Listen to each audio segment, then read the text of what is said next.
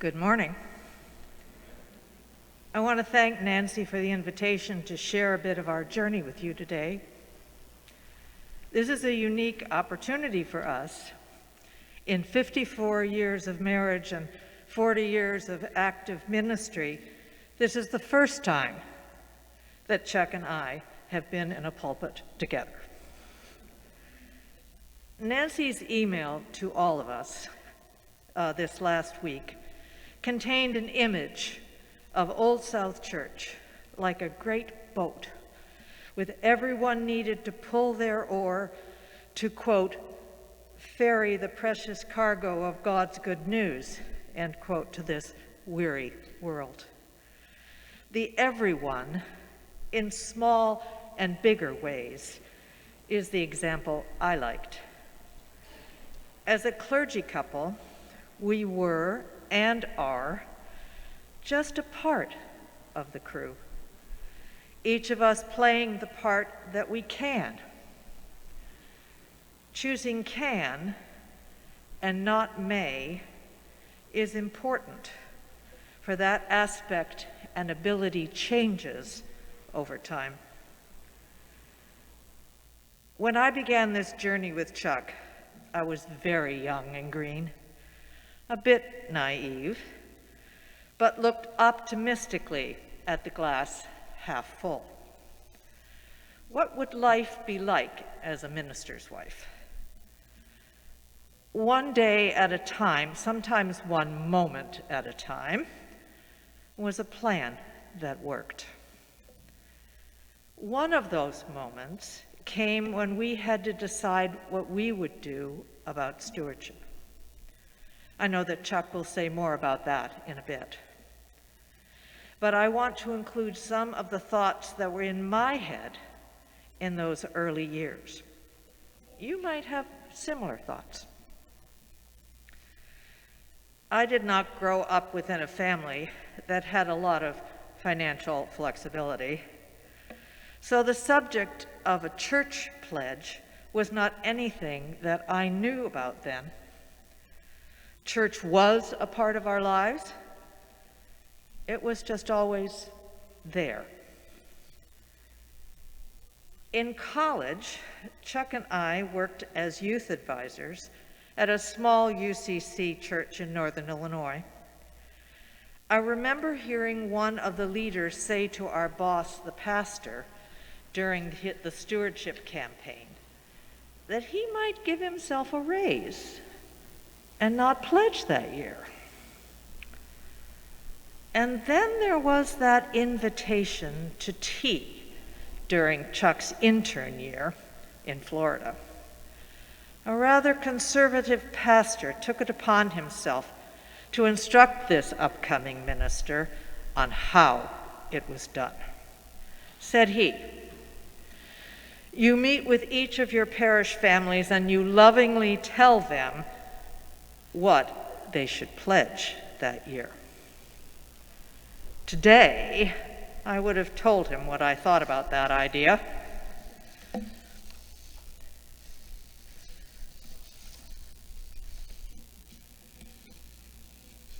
Supporting Old South Church is not a difficult choice.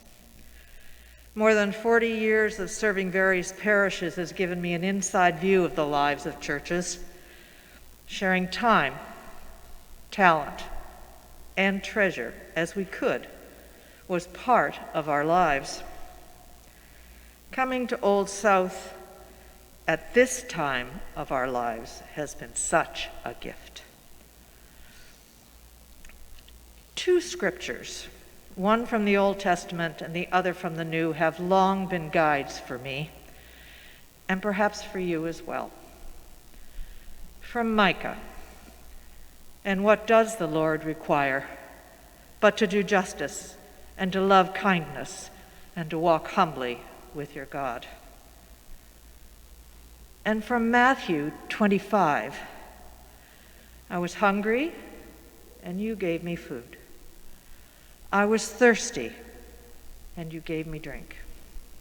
I was a stranger and you welcomed me. I was naked and you clothed me. I was sick, and you took care of me. I was in prison, and you came to me. Old South Church is a reminder that there is another approach to this weary world, and I am grateful to be part that way.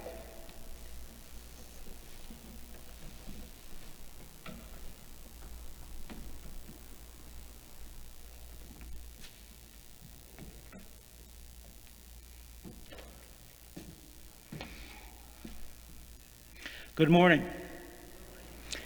I must say, this is the first time in all of my years in ministry, in many pulpits, that I've done it with a mask. But there have been a lot of firsts in this period of time we're all living through, and we probably each have our own mental scrapbooks, or maybe physical ones too, to remind our grandchildren someday what we went through. I don't know, we'll see. I keep wondering what the family portraits will look like in the next generation with the older group masked. It's going to be interesting tales to tell for sure. Thank you, Nancy, for the invitation for today. As a parish pastor, stewardship was never far from my mind. It couldn't be. It's at the heart of any pastor's job. For 40 years, I preached and taught about it, and worked with pledge campaign committees and capital development committees. When I was a conference minister for 3 years over in Connecticut, I did the same, but on a larger scale. Annually, in our own household, Ann and I discussed, debated, that's putting a kind word on it, prayed about what we were going to do about our pledge to the church. I'm sure Nancy's never had to worry about that. It was always easy, right, Nancy? Not so. What's our commitment to the church and its work? How do we approach that? We wanted the pledge to reflect gratitude for all of our blessings and for the churches that we were a part of that were nurturing us as well. And also they had to reflect a solid financial leadership that we thought was essential. But as a parish pastor, a school teacher, and for years parents of younger children, the budget was stretched for sure, and we're not alone in that, I realize. As we struggled with what our pledge should be, we reflected on many other worthy asks that would always come our way, like the universities and colleges and other institutions that had nourished us along the way. And even today, my own high school now has a foundation and is constantly calling and writing for major gift for that. The campaigns for the hungry and the homeless were always with us. There were also denominational programs like the United Church of Christ Christmas Fund for retired clergy who might have some limited means and be in financial difficulties. Or there was the One Great Hour of Sharing offering, the Neighbors in Need offering, and some others I've probably forgotten at the moment. Over time, we discovered the so-called modern tithe. Tithing has its roots, as you know, in the biblical story of Abraham, presenting a tenth of the war spoils to Melchizedek, the king. Tribes brought 10% of their harvest to a storehouse as a kind of welfare plan for the needy and for the famished. The modern tithe, so-called, recognizes that the faith community is not the only claim on our time, talent, and treasure. But we found it a helpful tool, and I've shared with it in other congregations and has been met with a lot of interesting discussion, which is good. And today we continue to give according to the so-called modern tithe. That is 5% of our income to the church and another 5% to all those other needs that we also think are worthy.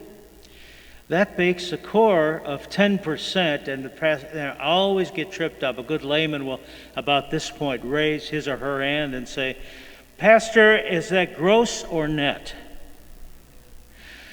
And the response generally is, let your conscience be your guide, but I'm not there anymore. I want to be bolder.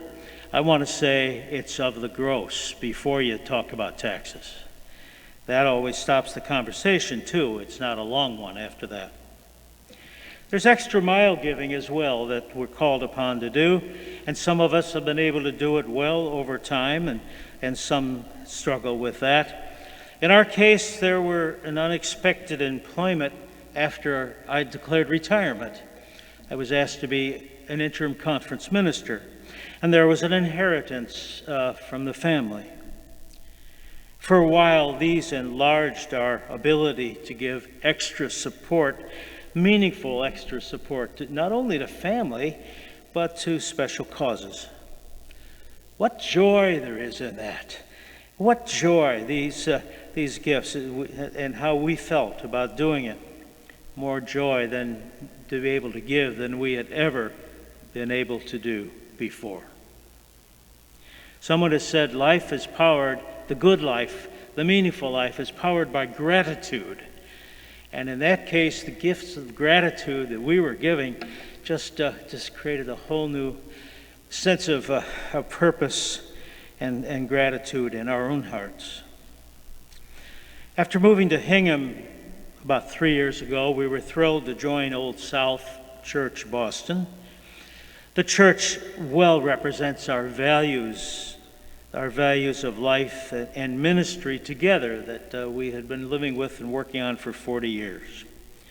This progressive prophetic voice is urgently needed not only in this region but globally, and we're now able to do it more than ever thanks to television and electronic means where we have members and friends around the world. And what a joy that is. If we were all in one place, we need a bigger sanctuary, Nancy. But we're not wanting to talk about that in a day like this. We're so grateful for Nancy's ministry in these challenging years and for the other clergy who have served this church in all their various positions and do today, and certainly of Jim Crawford, her predecessor, and others. After all of our years in parish and in conference ministry in several regions of the country, Ann and I truly feel that we have come home. We are thankful for the ability to pledge to Old South Church's ministries and to be a partner in those ministries of mercy, beauty, and justice, both here and around the globe, both through our own direct giving and through supporting our United Church of Christ in all of its mission activities. Whenever there's a crisis in the world, the United Church of Christ is there because of our special giving through our congregations all over the United Church of Christ. We're thankful for all that we can do.